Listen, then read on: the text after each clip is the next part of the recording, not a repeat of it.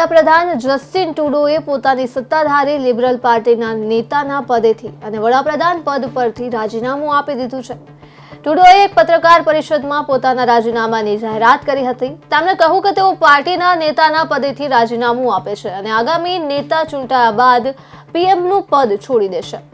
ત્યારે આ ઘટના બાદ સીધો સવાલ એ ઉઠે છે કે આ રાજીનામાથી ભારતીયોને શું અસર થશે. કેનેડામાં જે ભારતીયો હાલ વસેલા છે અને જે ભારતીયો વસવાટ કરવાની ઈચ્છા ધરાવે છે તેમના માટે પરિસ્થિતિ કેવી બની શકે છે તે તમામ પાસા ઉપર નજર કરીએ.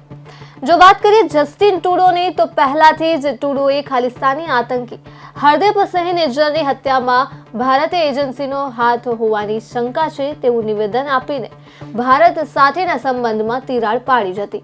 ત્યારે હવે ટ્રુડોના ગયા બાદ કેનેડા અને ભારતના સંબંધ કેવા રહેશે? વડાપ્રધાન પદ પર આવનાર નવા વ્યક્તિ કોણ હશે અને નવા વડાપ્રધાનથી હવે ભારત અને કેનેડાનો સંબંધ કેવો રહેશે તેને લઈ અનેક ચર્ચાઓ થઈ રહી છે. જો વાત કરીએ ફોરેન પોલિસીની, તો ટ્રુડોના ગયા બાદ હવે કેનેડાની ફોરેન પોલિસીમાં પણ ફેરફાર થવાની શક્યતા છે. બીજી તરફ ટ્રમ્પ દ્વારા પણ સતત કેનેડાને અમેરિકાનું 51મું રાજ્ય બનાવવાની ચર્ચા થઈ જ રહી છે. ત્યારે બની શકે છે કે અમેરિકાની પણ સીધી અસર કેનેડાની ફોરેન પોલિસી પર થાય, ખાસ કરીને ભારત સાથેની ફોરેન પોલિસીમાં. હવે જો ફરીથી ટ્રુડોને જ લિબરલ પાર્ટીના નેતા આવે તો એ નવા નેતા ટ્રુડોના નિવેદન સાથે જ રહેશે કે પછી ભારત સાથેના સંબંધ સુધારશે તે જોવું રહ્યું. પરંતુ બીજી તરફ કન્ઝર્વેટિવ પાર્ટીના નેતા આવે તો પરિસ્થિતિ તદ્દન બદલાઈ શકે તેમ છે. કેમ કે કન્ઝર્વેટિવ પાર્ટીના નેતા પિયર પોલિવરે ભારત સામે જે નિવેદન આપ્યું હતું તેનો વિરોધ કર્યો હતો.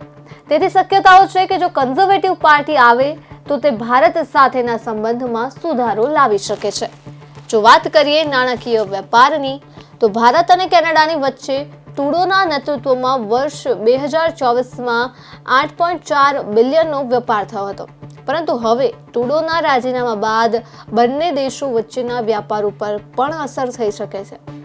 વાત કરીએ સૌથી મહત્વની પોલિસી એટલે કે ઇમિગ્રેશન પોલિસીની, તો જસ્ટિન ટ્રુડો દ્વારા બનાવવામાં આવેલ ઇમિગ્રેશન પોલિસી પહેલાથી જ ચર્ચાનો વિષય રહી હતી.